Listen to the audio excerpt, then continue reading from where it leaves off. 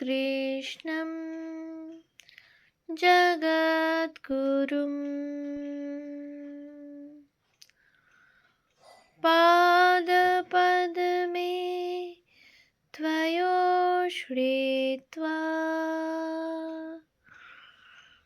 प्रणमामि মুহুর্মুহু। পূজনীয় শ্রীযুক্ত মানদাশঙ্কর দাশগুপ্ত মহাশয়ের রচনা শ্রী শ্রীমা শারদামণি দেবী গ্রন্থ থেকে পাঠ।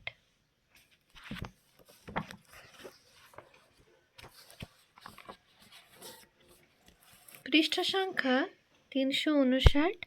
শ্রী শ্রী মার উপদেশ ও ভাষা।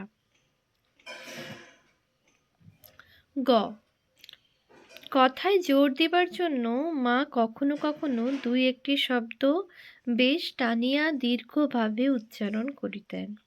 দৃষ্টান্ত: একবার জয়রামবাটিতে কোনো ভক্তের প্রবোধবাবু একটি কাজ সমর্থন করিয়া মা বলেন, বেশ করেছ, ভালোই করেছ, তুমি বিচার করে কাজ করেছ, বিচার করেই তো চলতে হয়, ইত্যাদি।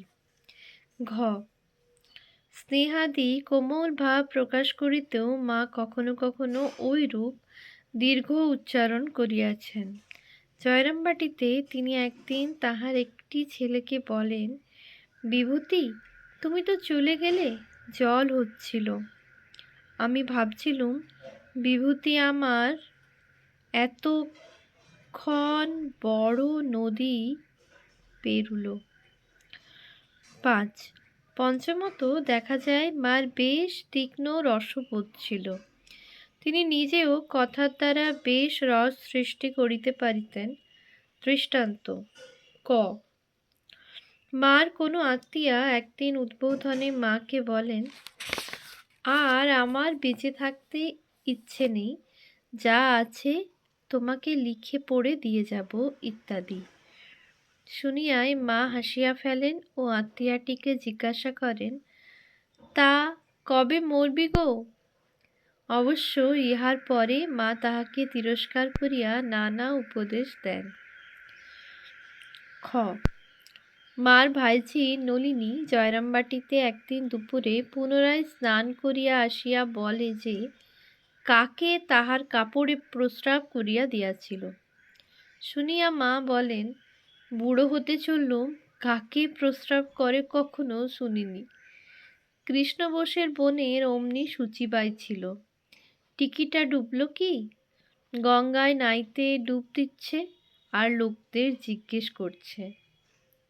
গ, জয়রামবাটিতে স্বামী অরূপানন্দ একদিন মাকে বলেন, কালে তোমার জন্যে লোকে কত সাধন করবে।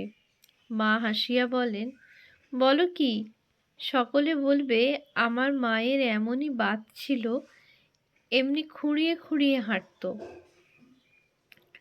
ঘ, পূর্ববঙ্গের একটি ভক্ত জয়রামবাটিতে একদিন মার নিকট পান্তা ভাত খাইতে চাহেন। তাহাতে মা বলেন, দাঁড়াও, আমি লঙ্কা মরিচ আর বড়া ভেজে দিই, তোমাদের দেশে খুব লঙ্কা ভালোবাসে। গ্রামফোনের অনুকরণে, অষ্টগণ্ডার একটাও কম দিমু না, বলিয়া খুব হাসিতে লাগিলেন। উম, জয়রামবাটিতে একদিন ভূদেবের নববিবাহিতা বালিকা স্ত্রীকে তাহার শাশুড়ি মার মেজ ভাইয়ের স্ত্রী শাসন করিতেছেন দেখিয়া মা বলেন, মেজ বউ, চুপ চুপ করো, এলো কি অমনি এসেছে? এলোর বিয়েতে কত বাদ্যি বেজেছে, কত বাদ্যি বেজেছে, বাজনা বেজেছে, তুই বকছিস কেন? কত সাধের বউ। চ, পুরীতে একবার একটি স্ত্রী ভক্ত তাহার দুইটি কিশোর বয়স্ক পুত্রকে সঙ্গে করিয়া মাকে দর্শন করিতে আসেন। পুত্র দুইটির বড়টি ছিল গৌরবর্ণ এবং ছোটটি কৃষ্ণবর্ণ। ইহা লক্ষ্য করিয়া মা ছেলে দুইটিকে সম্ভাষণ করিয়া বলেন, এসো, কৃষ্ণ বলরাম এসো। জানা যায় রঙ্গরসের সময় মা মাঝে মাঝে ছড়াও কাটিতেন। যার আছে ভয় তার হবে জয়, যে যে খায় চিনি যোগায় তাকে চিন্তামণি ইত্যাদি। এইভাবে লক্ষ্য করিয়া দেখিলে মার ভাষার আরও দুই একটি বৈশিষ্ট্য আমাদের চোখের সামনে ফুটিয়া উঠিতে পারে। তবে এ সম্বন্ধে একটি প্রশ্ন এই, মার যে সকল উক্তি উদ্ধৃত করিয়া আমরা তাহার ভাষার বৈশিষ্ট্য নির্ণয় করিতে চেষ্টা করিয়াছি, তাহার সবই তাহার ভক্তদের বিবরণ হইতে গৃহীত। উহা লিপিবদ্ধ করিবার সময় তাহারা যে উহা ঠিক ঠিক লিখিয়াছেন, নিজেরা উহার ভাষার কোনো উন্নতি সাধন করেন নাই, তার প্রমাণ কি? প্রশ্নটি খুবই সমীচীন, কারণ ভক্তদের বিবরণগুলি মার দেহ রক্ষার অনেক পরে লিখিত। কোনোটি প্রায় 25-30 বৎসর পরে রচিত। যতদূর জানা যায় তাহাদের মধ্যে অতি অল্প কয়েকজন ব্যতীত অপর কেহই মার কথাগুলি যথাসময়ে টুকিয়া রাখেন নাই।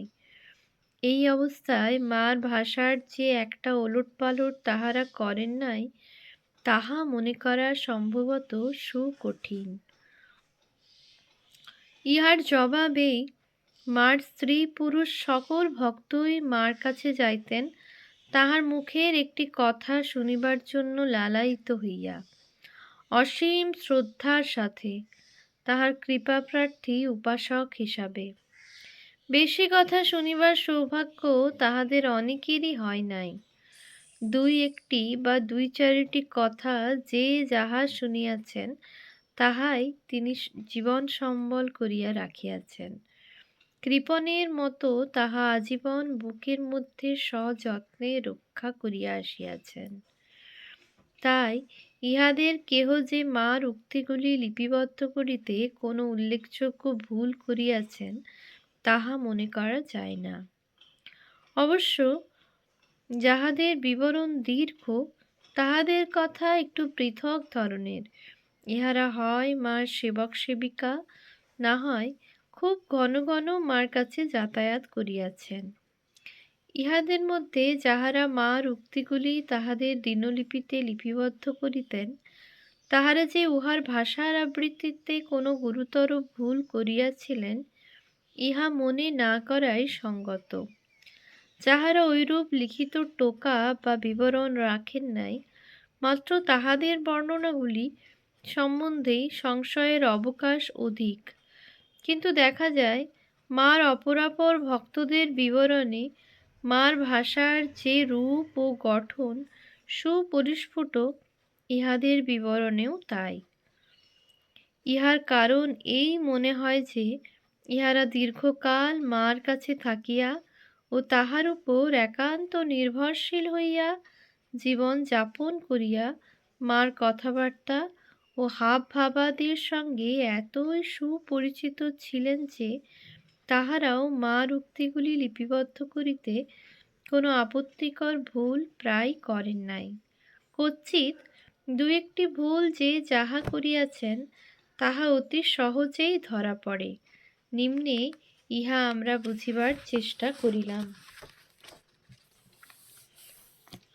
মার বহু ভক্ত বিভিন্ন স্থানে বাস করিয়া ও পরস্পরের সহিত অপরিচিত হইয়াও মার মুখের কথার যে পরিচয় দিয়াছেন তাহার মধ্যে ভাব ও ভাষার এক আশ্চর্য সাদৃশ্য ও ঐক্য দেখা যায়।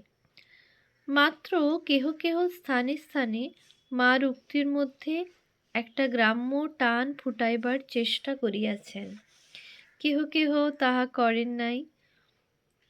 এইটুকু পার্থক্য বাদ দিলে মোটামুটিভাবে বলা যায় যে মার সকল উক্তি যেন একজনের রচনা, অর্থাৎ মায়েরই শ্রীমুখ কথিত ভাষা।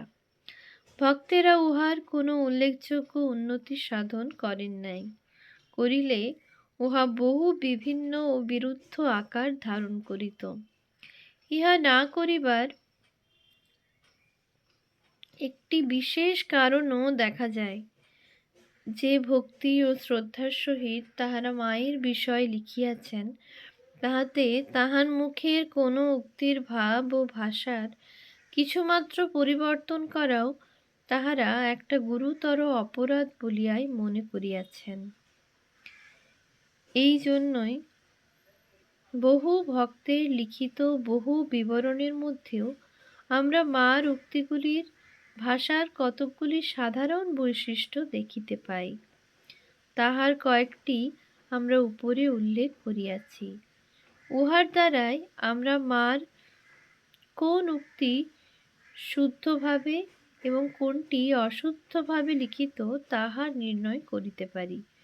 যেখানে ঐরূপ বৈশিষ্ট্য অবর্তমান, অর্থাৎ ভাষা অসরল বা অসুন্দর, সেখানেই লেখকের ত্রুটি আছে বোঝা যায়।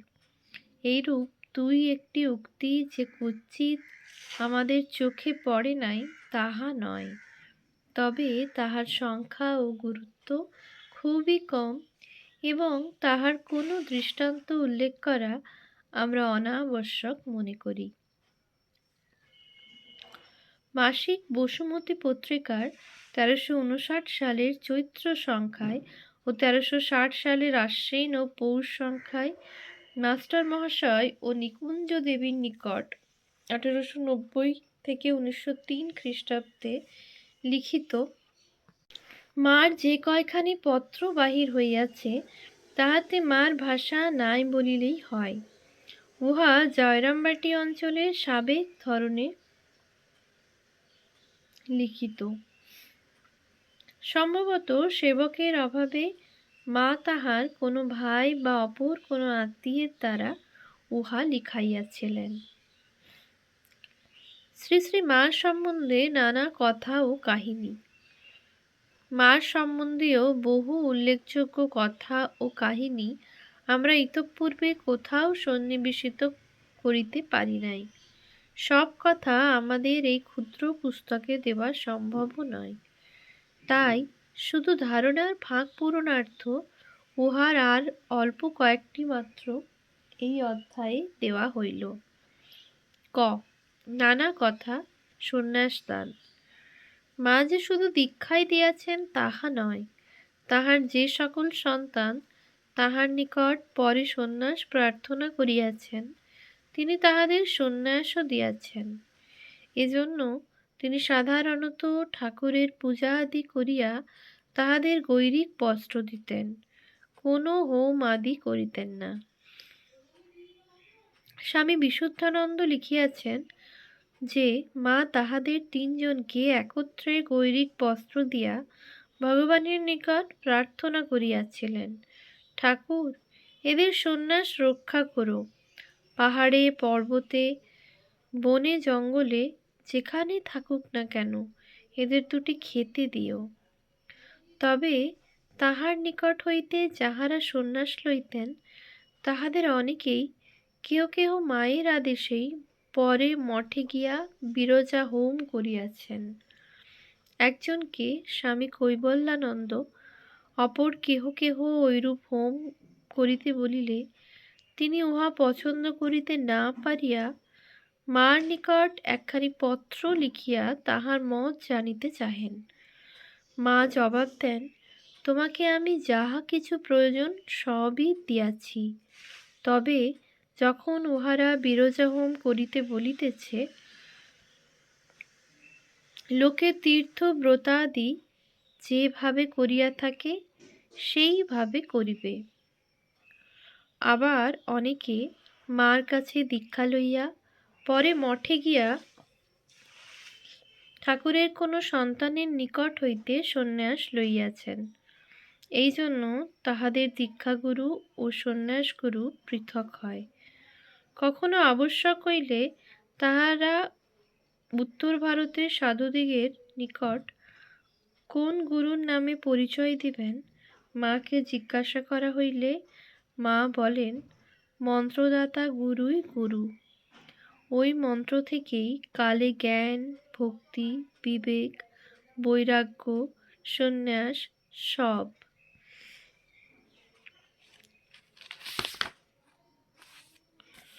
এখানে ইহা উল্লেখযোগ্য যে মা কাহাকেও কাহাকেও ব্রহ্মচর্যও দিয়াছেন।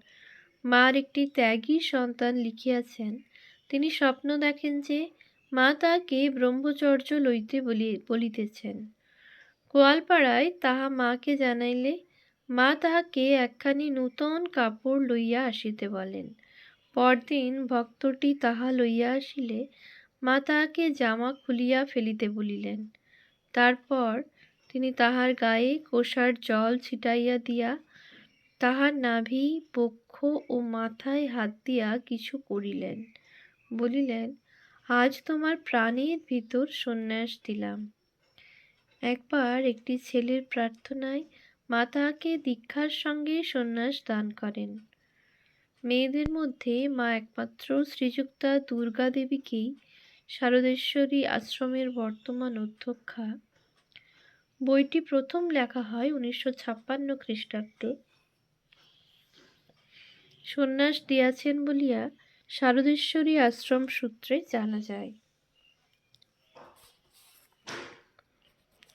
ওম শান্তি শান্তি শান্তি। হরি ওম তৎসৎ। শ্রীরামকৃষ্ণার্পণমস্তু।